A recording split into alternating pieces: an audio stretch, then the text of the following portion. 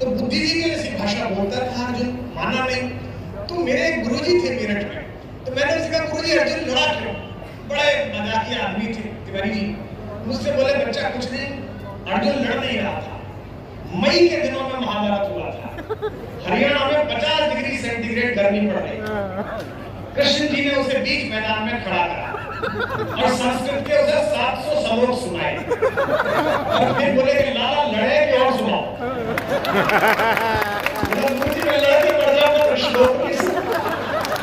तो मैं तुमसे पूछना चाहता हूँ कि तुम ताली बजाओ कि 2 वक्त और मौजूद है पीछे बैठे।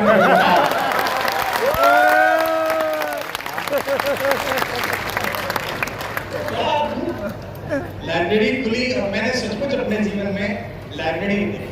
कल शाम से लेके आज तक मैं खुश भी हूं और थोड़ा अंदर से कुंठित भी हूं। मैं ग्लानि से भी भरा हुआ हूं। मेरा यह अहमन्य आत्मबोध है कि मैं निजी सामर्थ्य में सौरभ से बड़ा हूं।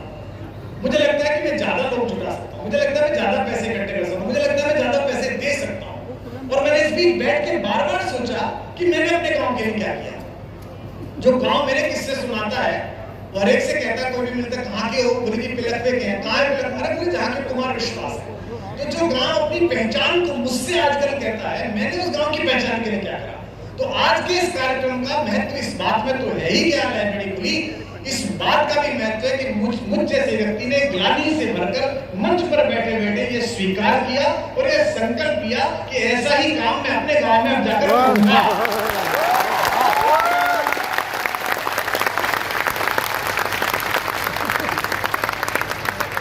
क्योंकि मेरा शास्त्र कहता है बालादपि सुभाषितम्।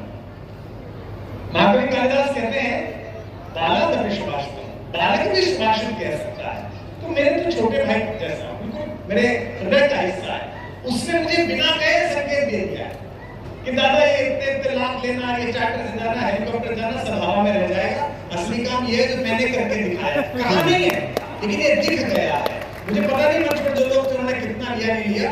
कल से मैं इस थॉट प्रोसेस में कुछ काम करता हूँ अपने नगर के लिए, अपने लोगों के लिए, अपने संप्रदाय जो कमियों का है उसके लिए। लेकिन फिर एक मन में ग्लानि रह गई कि ये वाला काम नहीं हुआ। तो मुझे ये तो पता नहीं कि वो पुस्तकालय होगा, कि वो कम्युनिटी सेंटर होगा, कि कवियों की कोई शाला होगी। लेकिन मैंने तय किया कि मैं भी एक काम अपने खुद को संतुष्ट करने के लिए, कि अगर सौरभ ने किया है तो मुझे भी करना चाहिए। मैं उसको इस प्रेरणा के लिए आशीर्वाद देता हूँ कि आज इस कार्यक्रम के माध्यम से उसने केवल आप ही को पुस्तकालय नहीं दिया, हम जैसे लाखों लोग जो देश में अपने स्वत्व के अहंकार में फूले हुए घूम रहे हैं, उन सबको यह